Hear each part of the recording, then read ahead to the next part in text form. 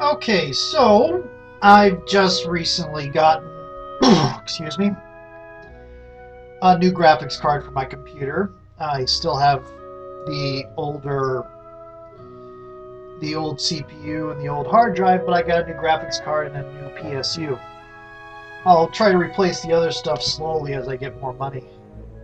I'm never really all that great about building a new computer. It's not my thing. And I'm not a huge gamer on computers as go anyway. And I kind of figured I wanted to get another frapping done a little bit, and I realized that, let's see, Mysteries of Westgate ended. Icewind Dale is about to end, and I still have, at this point in time, I still have to, I'm going to get the volume down a little bit.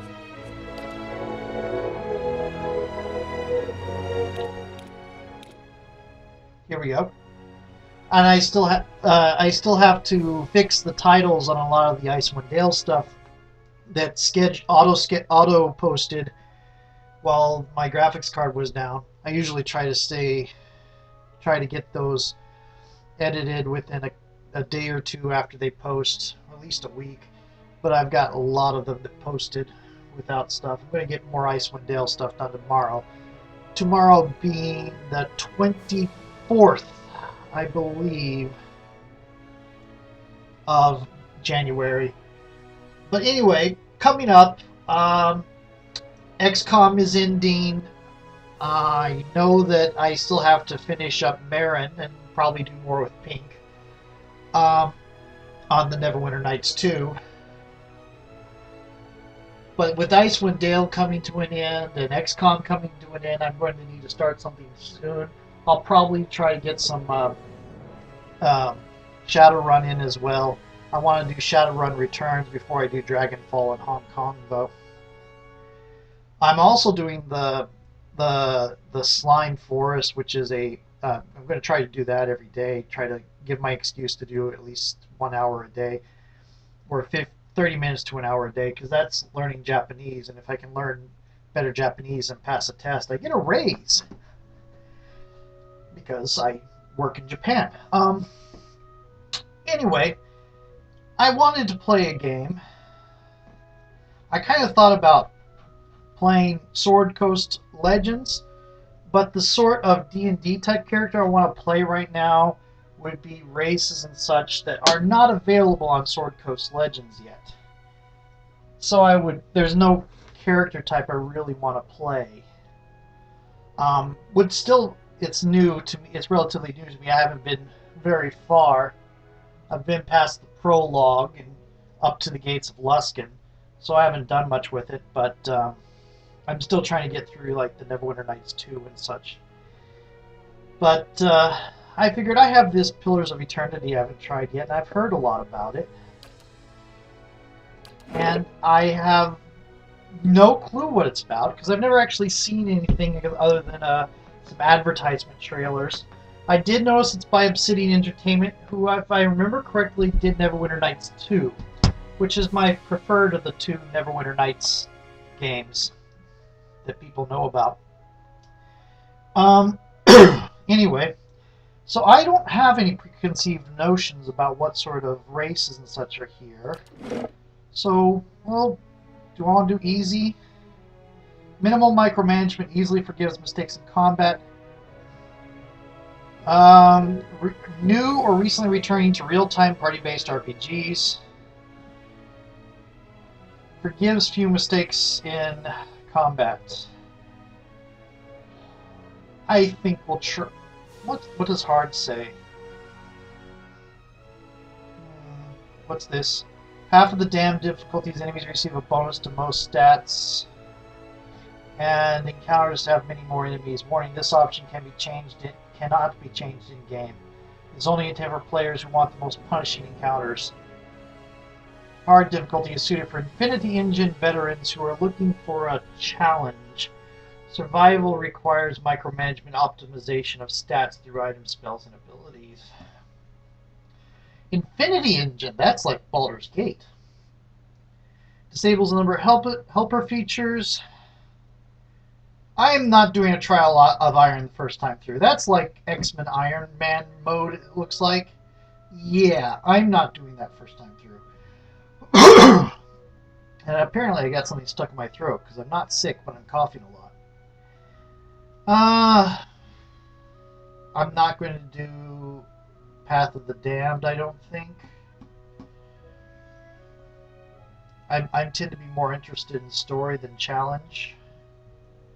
And this is my first time through, so I'm going to go ahead and go with normal.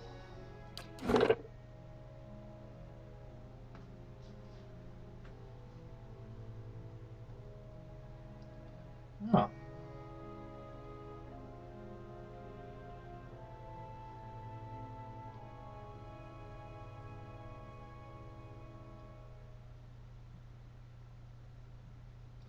Some creatures and armor types are especially resistant or vulnerable to specific damage types.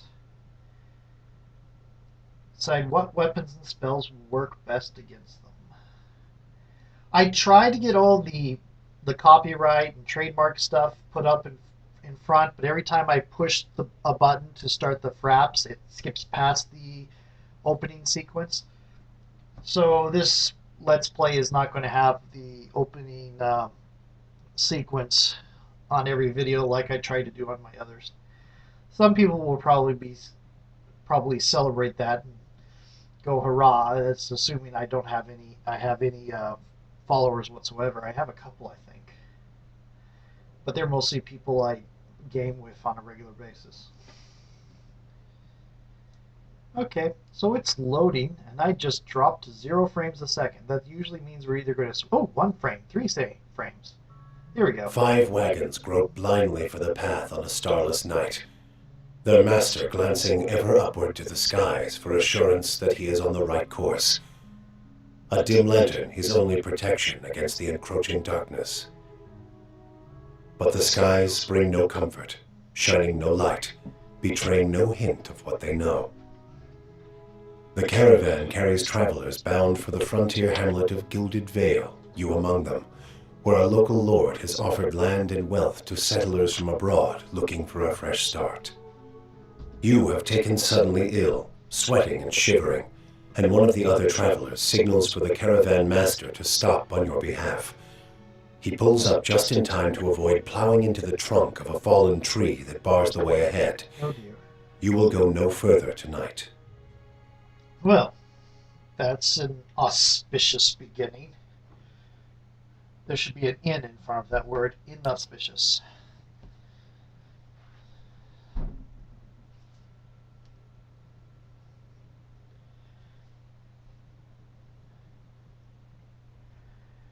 Okay, first, because I always play female, I am playing female. Okay. Woman's role in Eora is largely pinned on where she is from. In the Aedir Empire, Vailian republics, and the Dyrwood, women occupy many domestic, educational, and organizational roles. They are the primary hunters, soldiers, and leaders of the tribes of Nasatek. In Ir Glenfaf and Ixmitel, women and men have more fluid social roles. In all societies, there are exceptions to the rule, and women can be found in a wide variety of stations and professions. This is the same level 1 fighter. Let's look at race. Oh, I have to go next. Okay. So human, commonly called folk, are the most common race in the Dyrwood, Aedir Empire, Old Valia, Vailian republics. Not as large as the towering Almua. Humans are known for their strength and willpower. Resolve +1, might +1. What's this? Mighty Maua, the largest of the Kith races, and are commonly found in or near oceans. Though not truly aquatic, they have an affinity for water, and many of their civilizations, such as Rauatai, are based on naval dominance. They are known for their unparalleled strength. Okay, dwarf. You notice you never see... Actually, that's rather appealing look. Okay. You notice you never see dwarven females with beards in video games. By virtue of land covered and number of colonies settled, dwarves are the most traveled race in the world. They are commonly found in the Deerwood, Valen republics, and almost any colonized land. Dwarves are known for their great strength and tenacity, but so +1 dex, +2 might. They have as much might as the word I can't pronounce. But -1 dex, and they also get +1 con. Elf. That is rather appealing as well. Elves are the dominant race in either Glenfaf, so Celtic, and the white that wins, and are extremely common in the Deerwood and Adir. Elves are known for their speed and intelligence, as well as their commonly isolationist nature. Bonuses to perception and dexterity. Orlan they're furry. Okay. Orlans are the smallest of the Kith races, although cultures don't consider them to be civilized at all.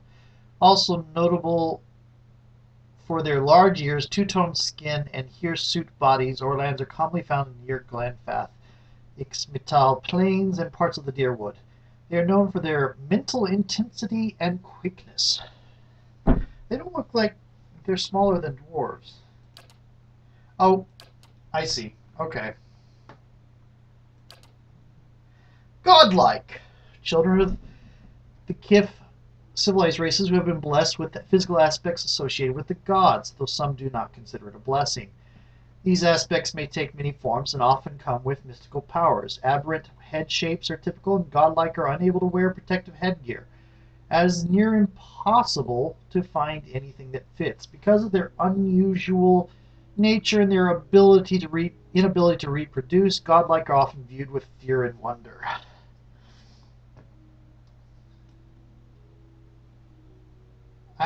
This kind of appeals to me because I like really this kind of thing. I tend to like my characters having a happy ending coming their way. So the inability to reproduce, it kind of bothers me. Not that you can't have a happy ending without children, but it's personal. Personal fantasy of mine that sometime I would get over my own issues with socialization, find someone who I love and loves me, and have kids. I'm at 39. The chances are getting slimmer, so it's becoming more and more of a fantasy. But let's see. Elf looks. I can't zoom in. The elf looks. I like the way the elf looks there. Kind of like the way the dwarf. This looks really nice. The Orlan is interesting. It looks kind of like it's a very strange cat girl, basically. And human is human. Big human. Godlike. I think I'll go with godlike. Dexterity and intellect. Let's look at class. Oh, wait a minute. Oh, there are sub-races. Okay, moon godlike are the most tolerated of the godlike. While their skin tone and large moon-like growth on their foreheads may be strange to some, their appearances are generally considered more palatable by the other Kith.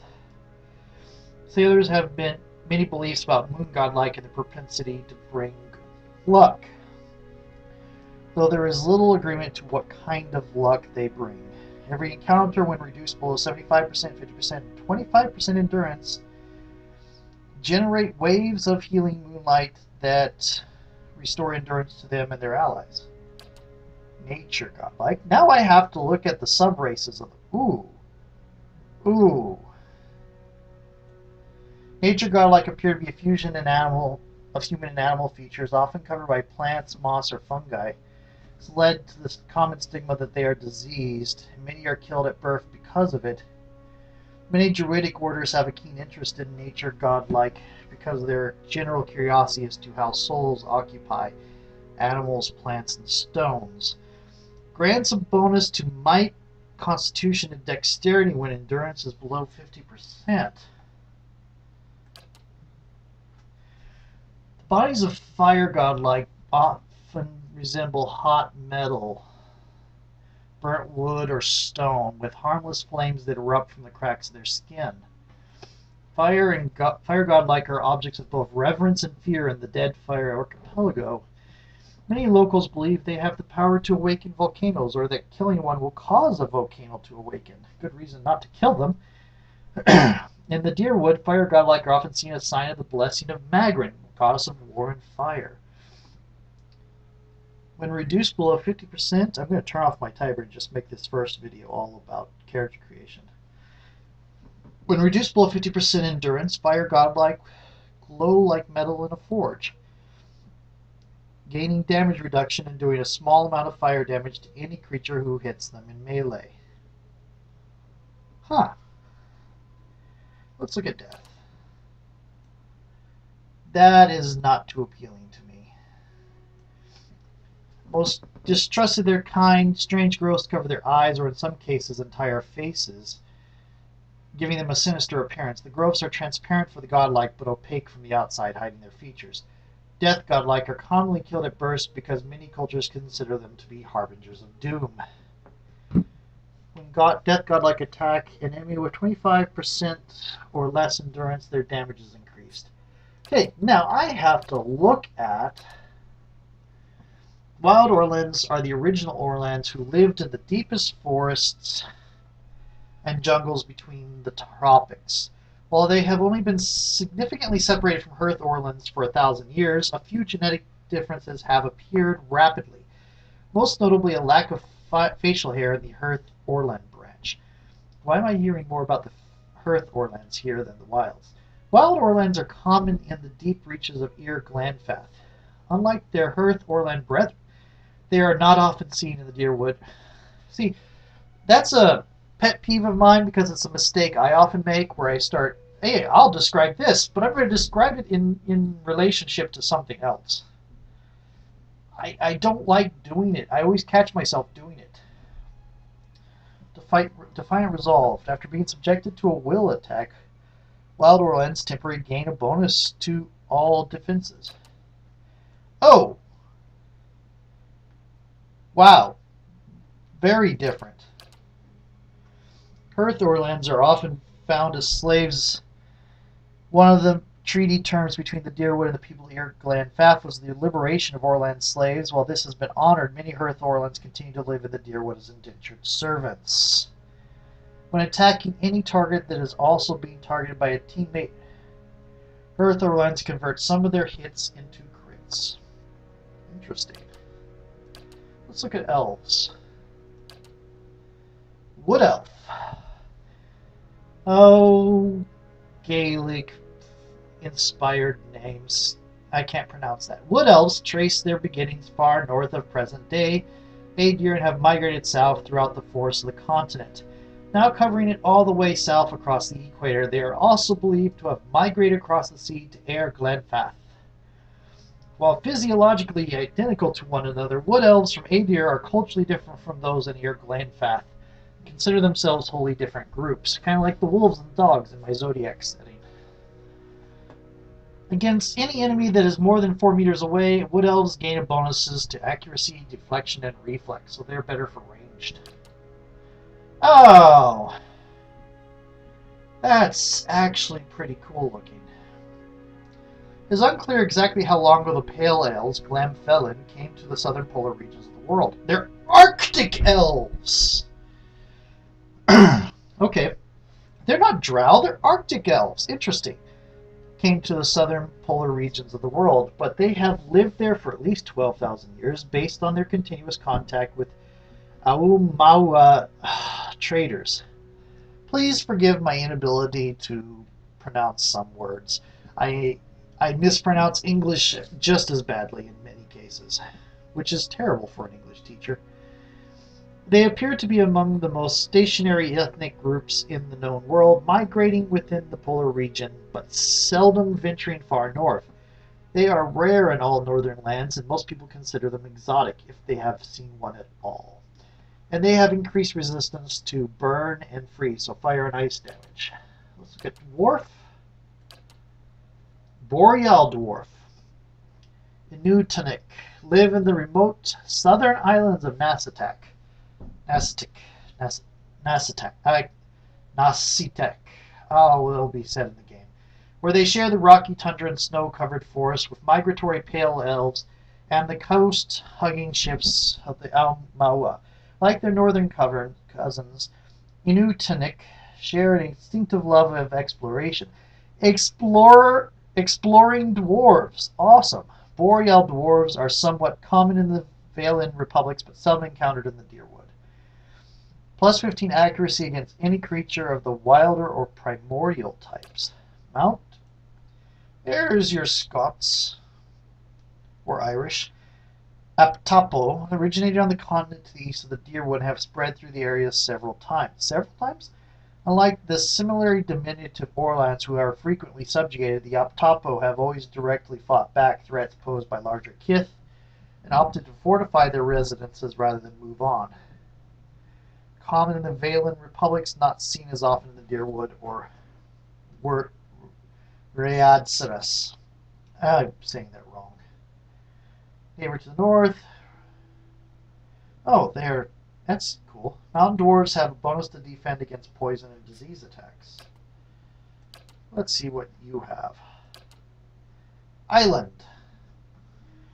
Deadfire Archipelago, 1,000 miles south of the Valen Republics, a mercantile power, former colony of a larger, more ancient nation, Old Valia.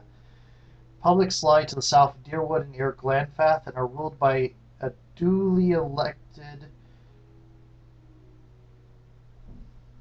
by a duke elected by the Consuagli Assegia, a council of 14 dukes, including its 5 most prominent, the Dux Bells. While physiology is similar to their coastal cousins, the coloration of island Maua are starkly different. Brown and yellow, contrasting the coastal's blue and green. Though still uncommon in the Dyrwood, colonial nation founded by settlers from Aedir Empire.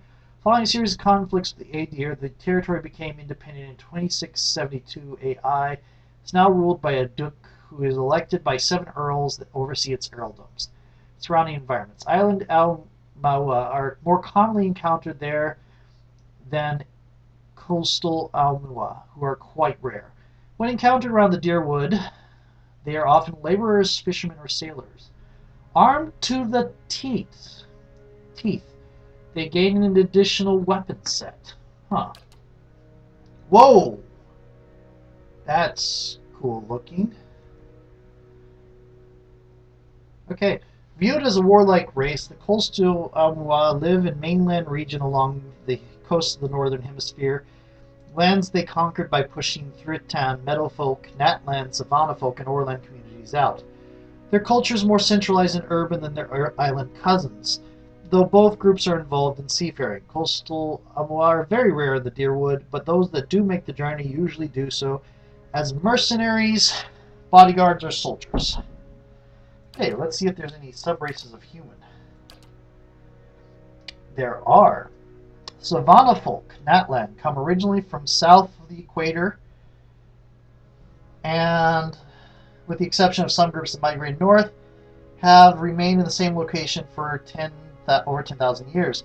The name Natland literally means original. While quite common in Readceras, Dyrwood's neighbor to the north, firmly rooted in its Eothasian faith, a fervor that took hold during the events of the Saints' War remains even after the apparent death of Eothas.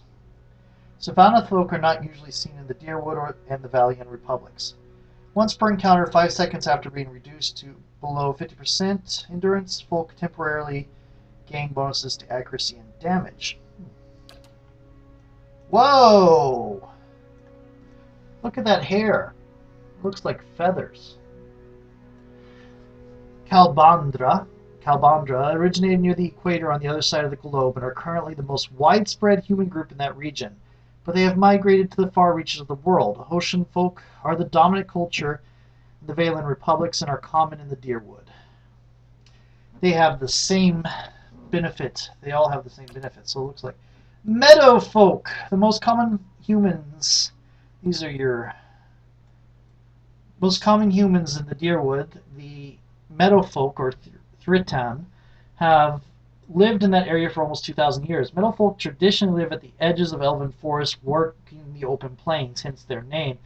Most humans in the Dyrwood are Thritan. Okay, so if I'm guessing this right, you have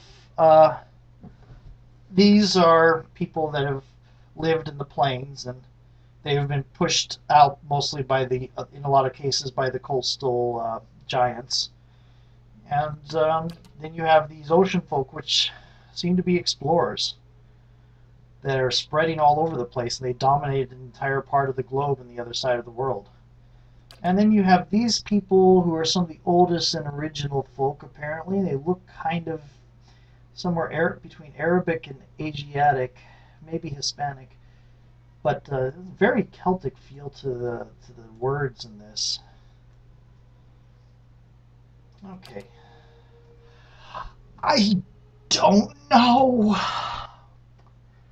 All these things are very, very cool. I'm going to get a die.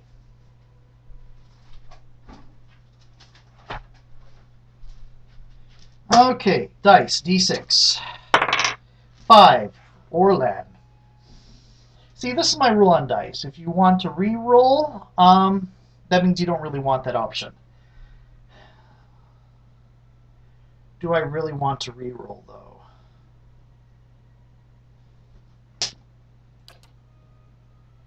Perception +2, Resolve +1, Might -1. What are your options? Attacking any... Okay.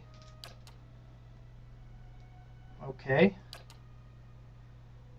This looks really weird. Let's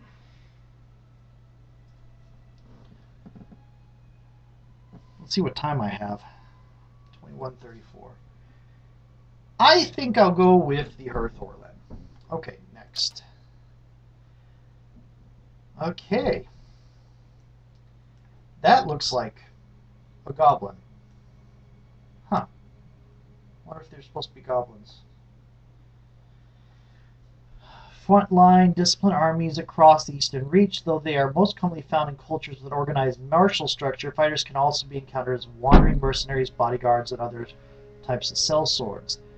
The common element that unifies fighters is their heavy focus on endurance and melee defense. Continually regenerate endurance at a modest rate during combat. Let's go ahead and go down. Whoa! Still a bit furry, still kind of a cat girl type thing. Belong to a variety of fighting orders that have sprung up in Ixmital and the Eastern Reach over the past few centuries, while many monastic orders can trace their teachings to the enduring founder. Tlatak, individual organizations vary greatly in their focus, morality, and ethics. Common folk respect the incredible discipline of monks, but see them as odd, unpredictable bunch who may not be entirely sane. Even mercenaries and other adventurers aren't sure what to make of them. Transcendental suffering. Oh, wait, there was more information about fighters? Oh well, I'll go back and look at that. Transcendental suffering. When monks have no weapons equipped, their unarmed attacks are exceptionally powerful and continue to increase in damage as they gain levels. As monks are damaged, their pain generates wounds. Wounds can be used to power many of the monk's special abilities. Okay, so, yeah, they gain power from stealth +1, athletics +1, survival +1. 42 + 14 per level, which is average. Health is 6 times endurance, which is very high. Accuracy 30 + 3 per level, which is very high. Deflection is 25. Let's look at fighter real quick. +1 +1, lore +1, survival +1. 42 + 14 per level. 5 times endurance, which is high. 30 + 3 per level, very high, and 30, very high. Okay, so they... Okay. We'll look at Barbarian. Dual wield, apparently. Brutes, madmen, berserkers. Though city-dwelling people often use the term barbarian with a dose of disrespect, these rural warriors are respected by their communities for their ferocity and fearsome presence on the battlefield. Barbarians have a special, almost religious role in some cultures, but in many places, the undisciplined, fearless style of the barbarian is simply how warriors conduct themselves. When barbarians hit with melee attacks, they automatically make reduced damage attacks at all other enemies within a short distance of the target.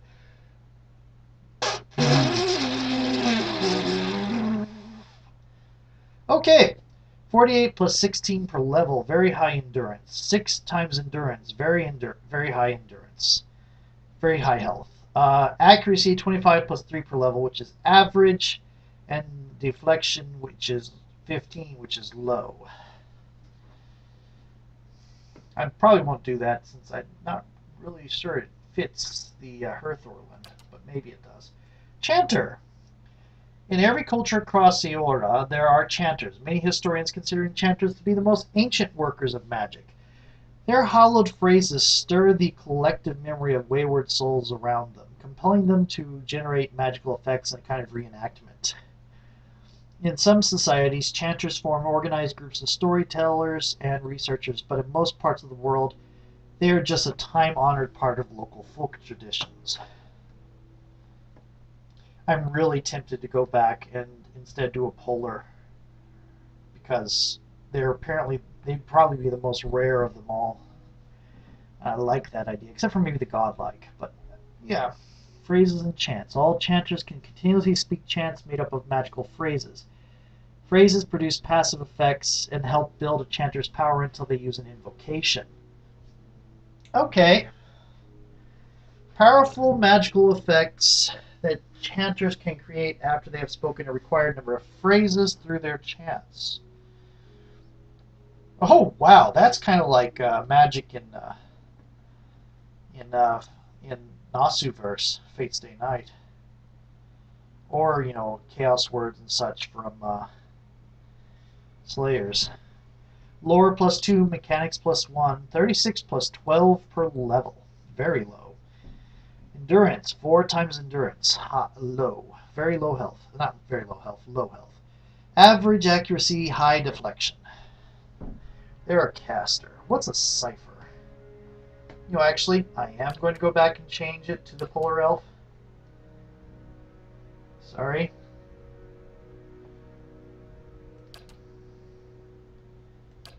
They don't have as interesting a special ability, but man, that appearance is pretty. Plus, I like playing the rare person in the... It's like, what the hell are you doing here? Okay, see, when I hear cipher, I kind of think something like ancient lore. Recent discovery in the Eastern Reach. Ciphers were once called Celtic-inspired words. Brishalgwyn. I'm mispronouncing that all over the place. Mind Hunters by the Glanfathans. Ciphers have the ability to directly contact and manipulate another person's soul and psyche using an ally's or enemy's essence as the focus for their magic. They're psychics! Though most ciphers are still found in the Eastern Reach, practitioners of the techniques have spread throughout the known world. They are gaining acceptance over time, but are generally distrusted, especially by the uneducated. Ciphers can direct target allies and enemies with powerful soul-focused effects. These powers cost focus, which ciphers build through the use of their soul whip. Well, this class just gave me got a lot of interest in me because I like whips. Stealth plus 1, lore plus 1, mechanics plus 1, blame Indiana Jones and Kodachi Kuno and Castlevania and pretty much any awesome person with an awesome whip that you can think of. Let's see here. Very low endurance, low health, caster, average accuracy, and average deflection. Druid. Well, that is not what I expected to see for a druid. Animist at heart. I kind of expected... The Cypher's dress looks more like what I expect for a druid. Animist at heart, druids tap into spiritual power that flows through the simple living things of Eora, plants, animals, and sometimes even living stone. Not necessarily religious, druids do have a reverence for the natural world and a keen interest in understanding its mysteries. In most cultures, druids are understood as a sort of primal magician, but among the Glenfathans, Nastaki, and many rural cultures, they may have high positions of influence and authority. Spirit shift. Oh, that's shapeshifting. Have mastered one animalistic form. These forms give the druid strong melee powers and grant an additional power while the druid is shifted. Druids have access to a variety of offensive and some support-oriented spells. Every 2 levels, druids automatically gain access to an additional set of spells. Initially, their spells can be cast a limited number of times per rest. As druids gain power, their weaker spells eventually shift to per encounter use. Okay. Lore, +1, survival, +2, endurance is very low, health is low, accuracy is very low, and deflection is average. But they're shapeshifters. Let's look at Paladin. Okay, Conquistador Breastplate. Paladins are martial zealots devoted to a god, ruler, or even a way of life. They can be found in any culture where a fanatical group of like-minded individuals have formed a warrior society dedicated to advancing their cause.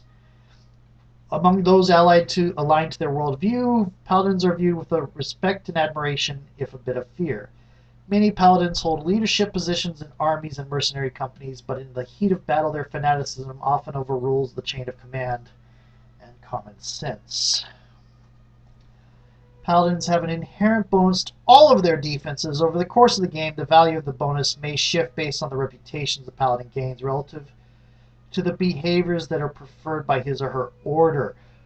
Oh, so if you behave appropriately, you get really high defense. But if you go against the rules, you get low defense. Because of your faith and your conviction. Oh. Athletics +2, lore +1. What does lore do for you?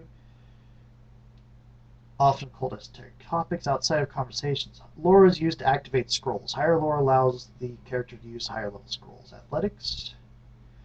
Physical feats like climbing, swimming, and jumping. Okay. In conversations... Oh, in conversations and scripted interactions, athletics is used for physical feats. Athletic skill counters the effects of accrued fatigue. Okay. Average endurance, high health. Not as good as the fighter or good grief the barbarian, but yeah. Average endurance, high health, average accuracy, and average deflection. Priest. Look at that padded. And there's a mace. I like maces.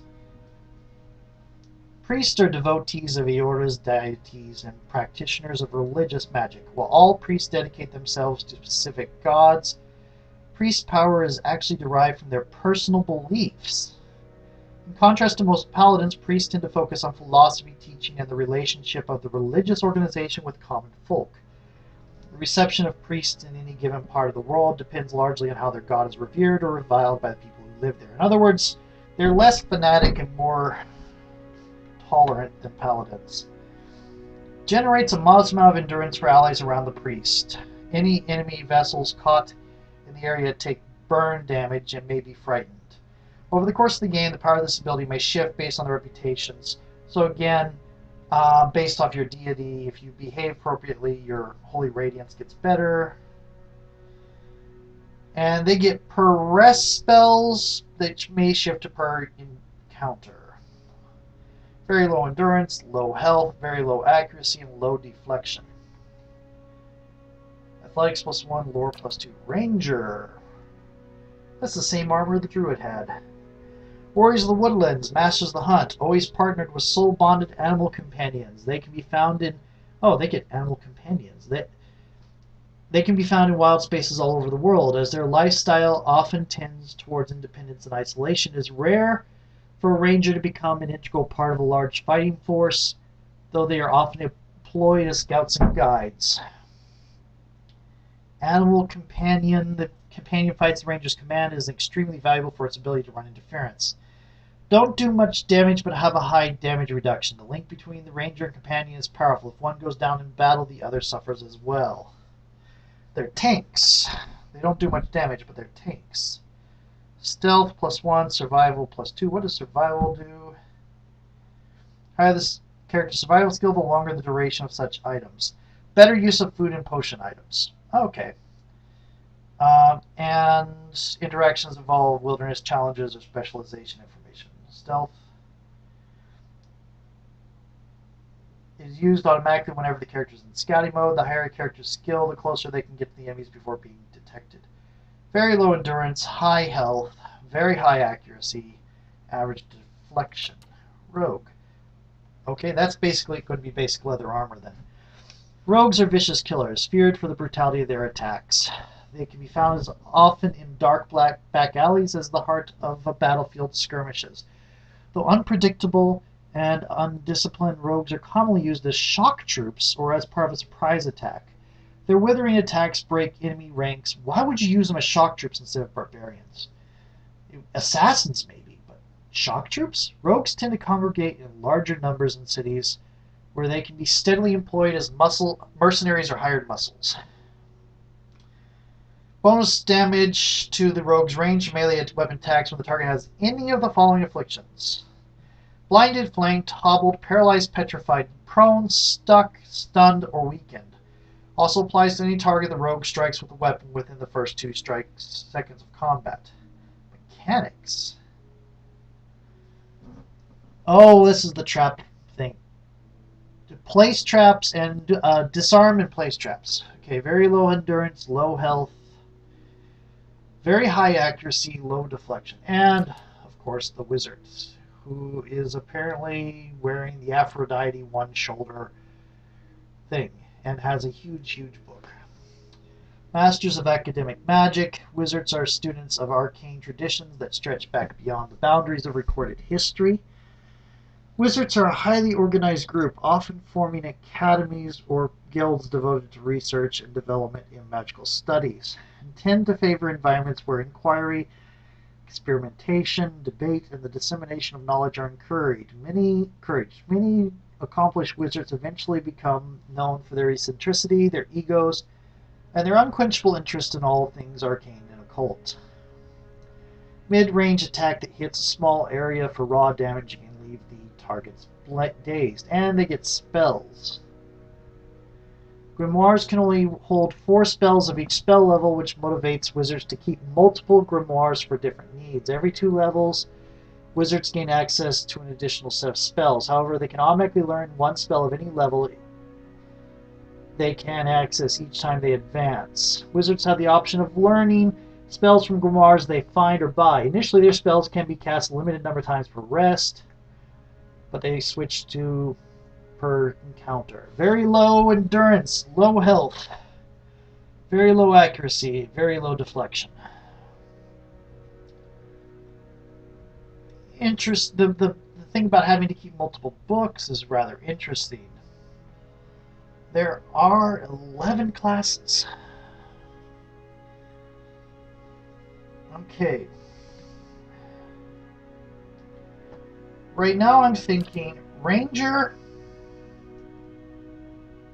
Cypher, Barbarian, Midriff, because Arctic warriors bear their midriff. Yes, that makes perfect sense. Fighter. Enchanter. 1, 2, 3, 4, 5. Let's add a 6 in there.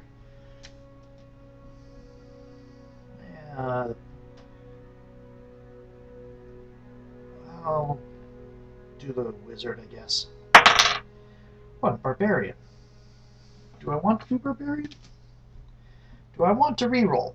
If I want to reroll, that means I don't want to do barbarian. I think I like the idea of the Edible Companion. No, I'm going to go for the Cypher. That's why she's That's why she's off here, because she develops cipher abilities and though in this case it seems to be technique, skill rather than an inborn thing. But she's been exiled for. There's also fighter. I think, yeah, cipher. Powers directly target allies and enemies with powerful soul focus effects. These powers cost focus, built through the use of soul whip. So I get 2. Create. Okay, let's see. Creates a toxic physical manifestation, the mutual antipathy between the cipher and the enemy target. Enemies caught in the path between the two will suffer corrosive damage.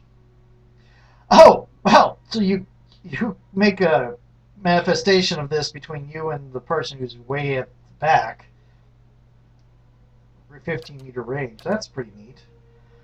Shocks enemies' visual receptors, dazing and blinding them, as well as blinding nearby targets. Okay. Target becomes the object of a concussive blast of psychic energy, suffering raw damage from the trauma. Characters in a conical area behind the target, failing a fortitude check, are knocked prone from the blast. Ooh, okay. Soul Shock. Transforms the outer shell of an allied target's soul into energy, releasing an electrical burst around them. Characters standing in the area around the target take shock damage. What does tenuous... Here we go. Sails the target's grasp in reality, frightening and confusing them. Parts a bedeviling secret to an enemy that causes its allegiance to bend, charming them for the duration. 10 seconds. Huh.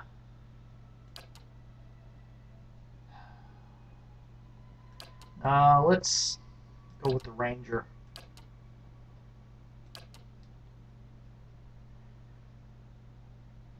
As he or she would with fleeing prey, the hunter aims for a spot that will slow the target's enemy's progress, hobbling the target and inflicting raw damage over time to it. Marked prey. Designates a single target as prey, giving the ranger and animal companion damage bonus against that target. Okay. Yeah, I'm going to get a take the marked prey. Oh! Okay, let's see, what's... Antelope. Superior defenses.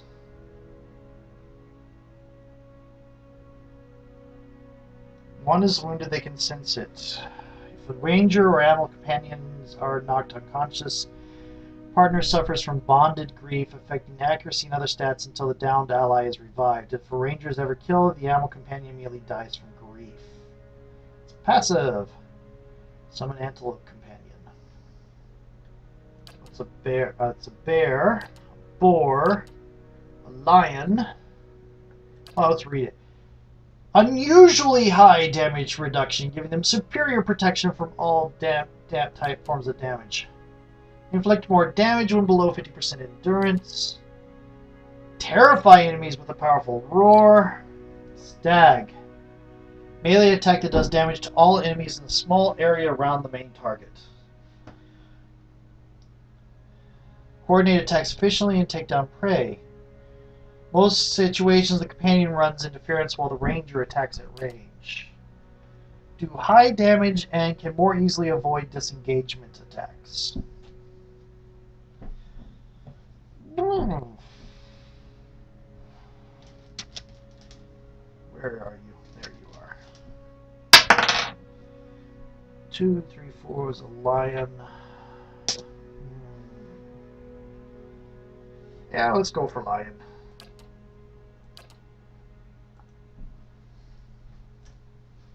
Okay. Oh. Lambert? Show my age there a little bit. Lambert. Okay, attributes.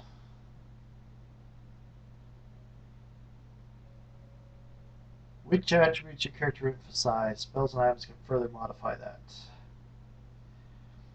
Highly recommended for Ranger. Highly recommended for Ranger. Recommended for Ranger. Recommended for Ranger. I have 15 points. Let's see. Constitution. Combination of overall health and stamina. Sometimes checked in combat effects, maximum health and endurance contributes to fortitude defense. Might plus 0. Okay, combat contributes to both damage and healing as well as the fortitude defense. Okay. Combat affects the character's action speed with all attacks, spells, and abilities, and contributes to the reflex defense. Okay. Perception contributes to accuracy, the reflex defense, and grants a bonus to interrupt. Nice. Okay, intellect. Combat contributes to the will defense and influences durations and areas of effect for all abilities and talents. And resolve. Concentration contributes to will and deflection defenses. Okay. Let's add 3 to the ones that suggest we have a lot. Are highly recommended. Let's add 2 to the ones that are recommended.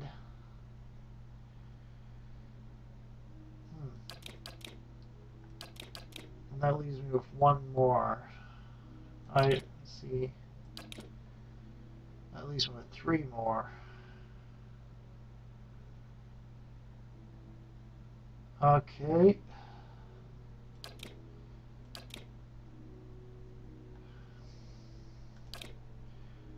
There we go.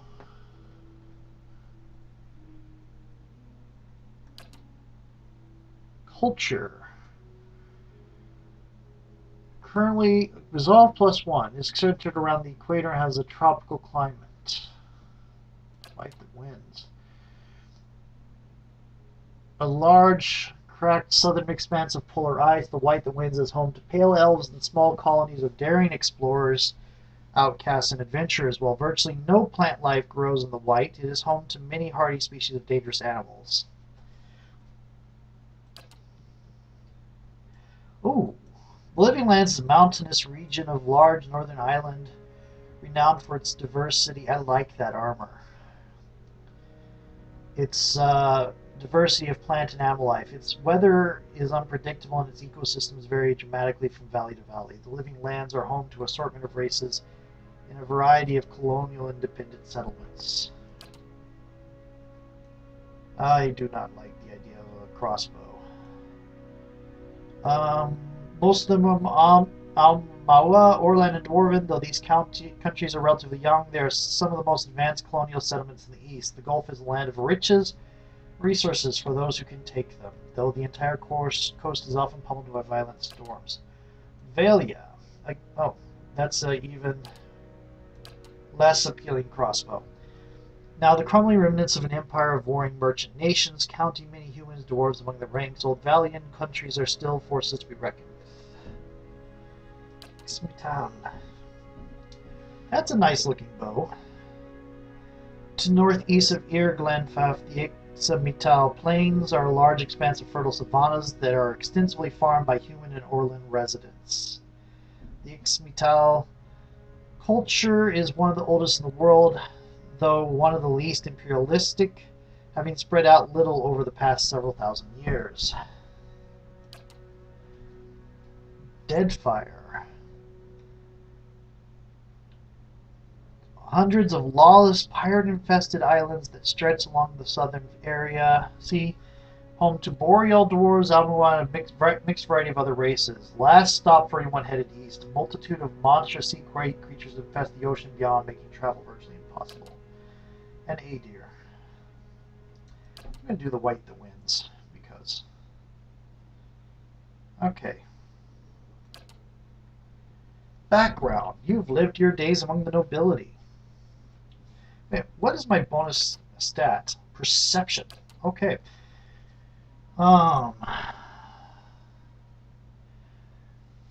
Okay. Drifter. Never quite fit in no matter where you go. Stealth and mechanics. Explorer. Lore and survival. Hunter. Stealth and survival. Lore and mechanics. Merchant. Laborer. And mystic.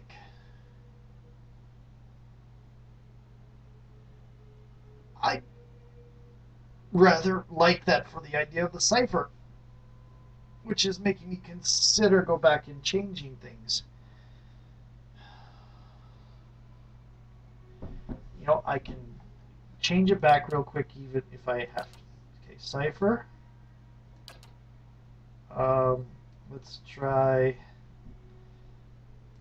Mindwave. No.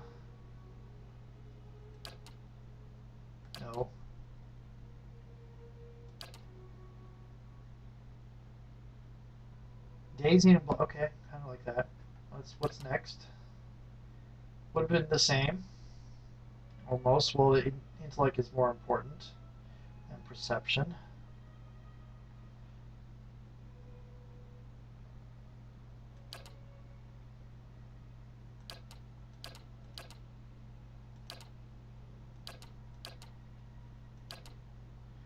Oh, so that's why.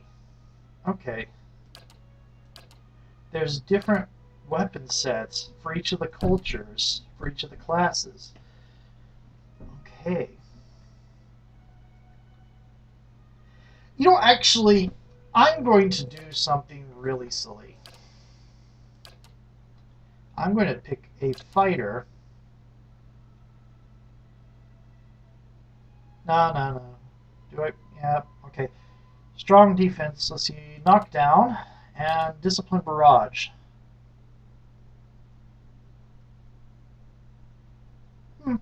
Focuses on training, increasing accuracy for a short amount of time. Knockdown.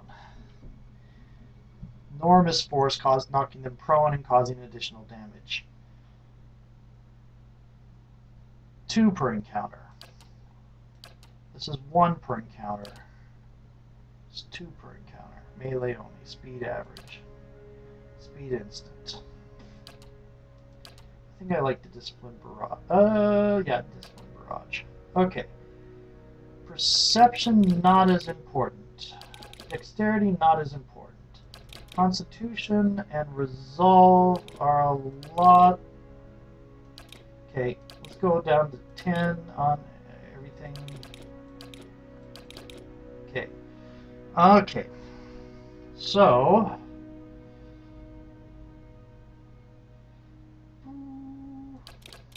started at 12.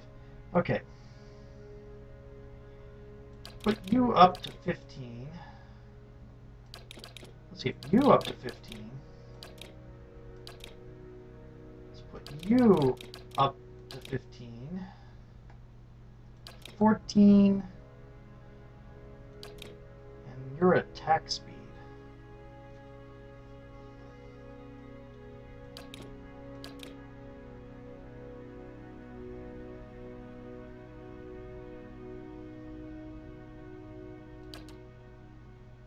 Keep the white that wins, and we're going to go with Mystic.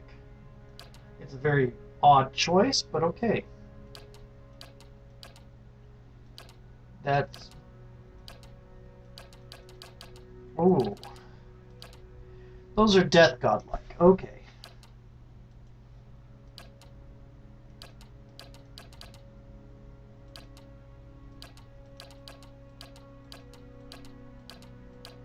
Cool.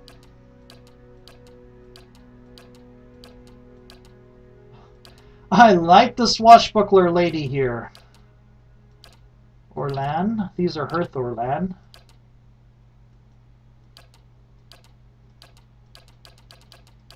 And among the males, is there really only a single female pale elf?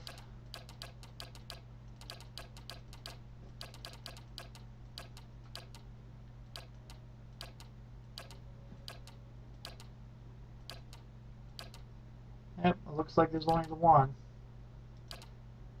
Oh, there could be that. I kind of like that. Okay. Head appearance.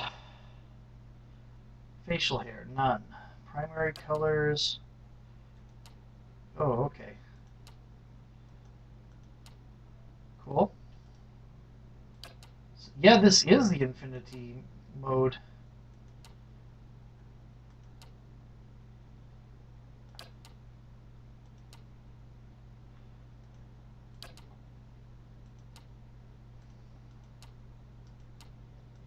I like that bluish color. Hair.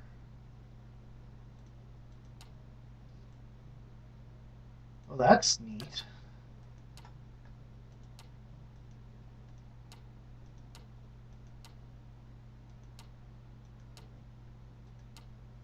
Okay.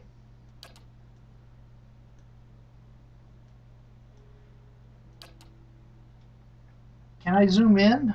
I cannot zoom in.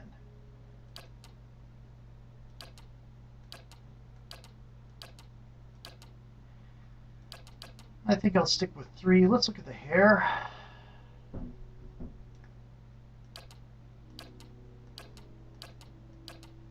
It was 18 is what I started with. Yeah, mohawk. No. No mohawk. Oh, double spears? Okay, I like that. That is good. I really like that. Okay.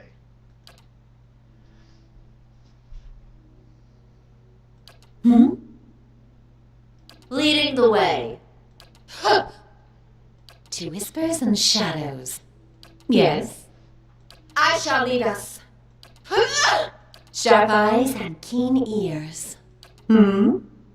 I shall lead us. My eyes are peeled. Yeah, I've got this. They won't see me coming. Yes, now I am leader of the group. Keeping an eye out. Okay. Well, I'm flattered. Stand together!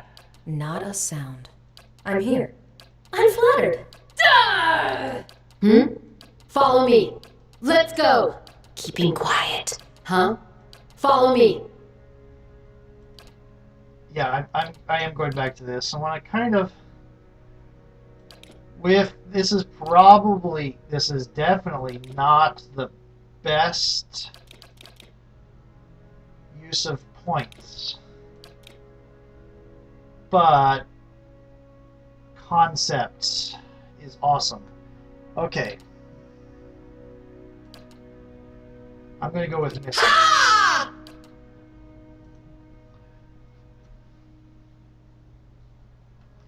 Miley. No. Miley is Lisa. No. I don't know what kind of... I've got really, really average stats across the board, which some people is going to tell me is really bad. But I like falling to concept. And I know that it's going to come back to haunt me, but oh well.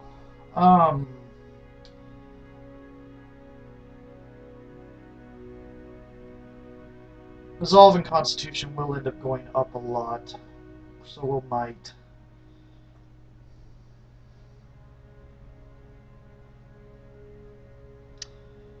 I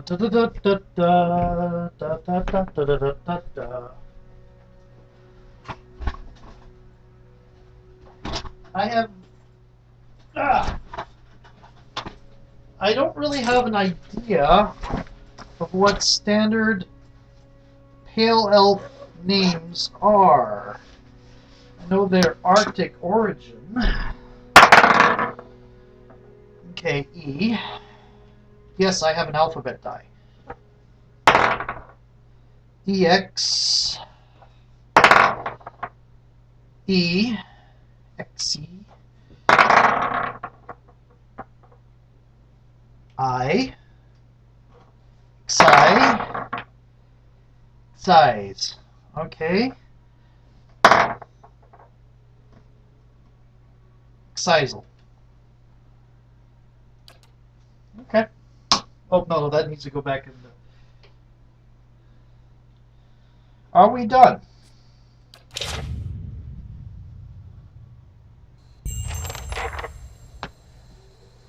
Journey to the Gilded Vale.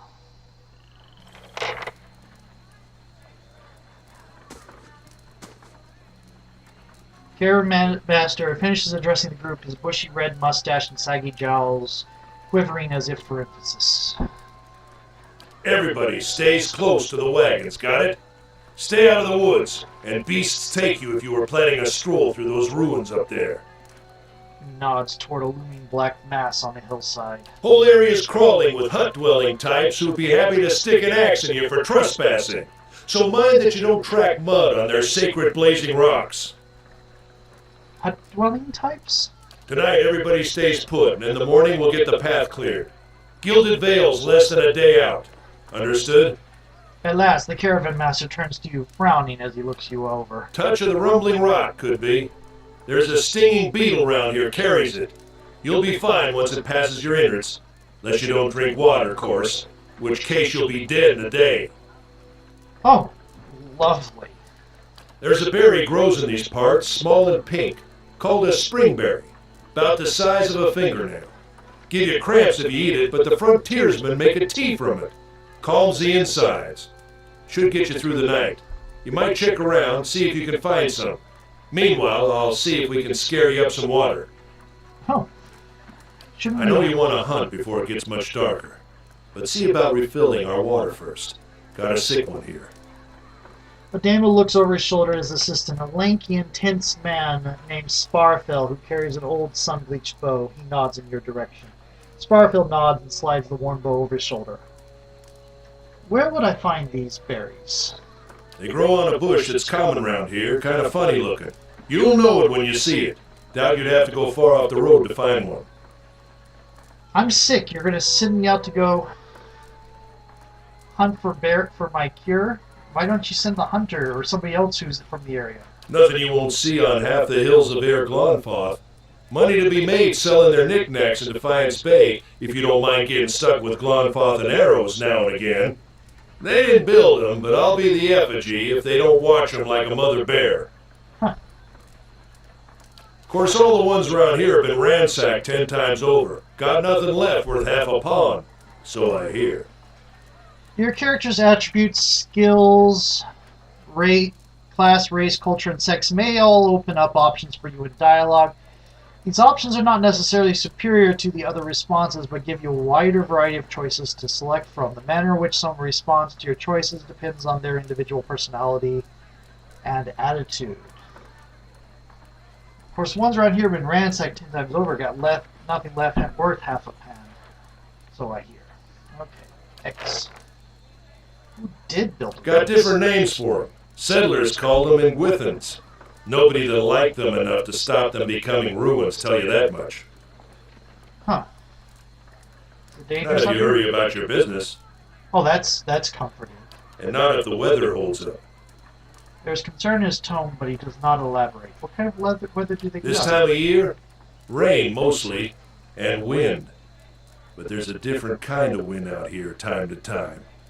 Locals call it a beowick, born out of the ether, the spirit's path. Never seen it myself, never care to. Yeah, and I'm not really liking the look of the giant crystals around us. They don't got Adra where you come from? Well, it just grows up out of the ground like this. Goes deep like tree roots. Some of it all the way to the heart of the world, you believe the stories. It's more like a shell than a proper rock. Easier to work if you're a mason. Got all kinds of strange properties. Seems to have some kind of life of its own. Dies if it gets dug up. Loses its luster. Folks think it probably grew at one point or another, but not these days. Okay. The soul butchers in Defiance Bay use it for different things. I've heard tell it can hold a man's soul, but I don't care to see it. Got enough to worry about without seeing something like that. Okay, I'll go see about those berries then. Hold on. Take someone with you. I know you're not some helpless tenderfoot, not like most of this lot. But you drop dead, I don't want to be looking for the body. Got a schedule to keep. Your concern is overwhelming. Scans over the travelers, resting his eyes at length on a sturdy, armor-clad woman who has spent the journey's nights sleeping on uneven ground without blanket or pillow. Kalisha. Kalisha! The woman looks up on her own time. She needs to find some spring berries. Watch that she doesn't drop dead. No promises. What kind of guide says something like that? Kind you can afford. Don't listen to her. You're in good hands. And I pay too well, if anything. Off with you. Hayden should have supplies. See that you're equipped before you head out. We're in harsh country. Get your berries and hurry back. And if you get so much as a tickle of wind, you drop everything and you run. Something in the air tonight. If it's a Bewick, we'll shelter in the ruins. Hut dwellers be damned. End the dialogue. And I'm going to end the craps here, too. You heard the man. Let's get going before you keel over. Welcome to Pillars of Eternity. If this is your first visit to the world of Eora, you may want to watch through these windows to become familiar with the tools and interfaces available to you. Yes, I will. Your party always consists of your character and up to 5 additional companions or adventurers, while the caravan is camped outside the Glen Fathin ruins.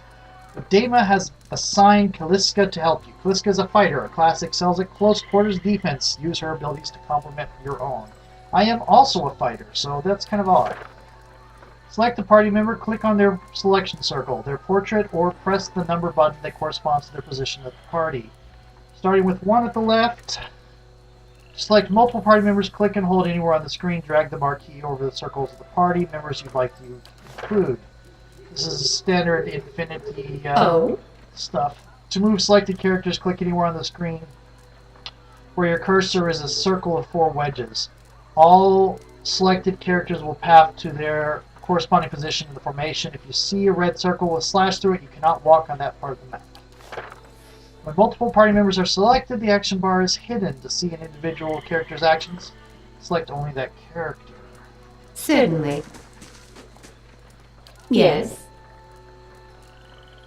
Okay. Oh. Oh. Okay. Now, I'm going to end the fraps here. I'm going to save, and then maybe, let's see what time it is. Yeah, I'm going to go ahead and do a little bit of playing around in the first part here. See you in a little bit.